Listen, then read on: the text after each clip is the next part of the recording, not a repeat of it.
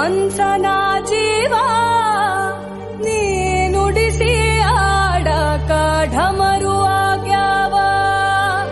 ಯಾಕ ಶಿವಲಿಂಗ ನಡೆಸುತ್ತಿ ಹಿಂಗ, ಏನೇನೂ ಇಲ್ಲಯ್ಯ ನಮ್ಮ ಕೈಯಾಗ.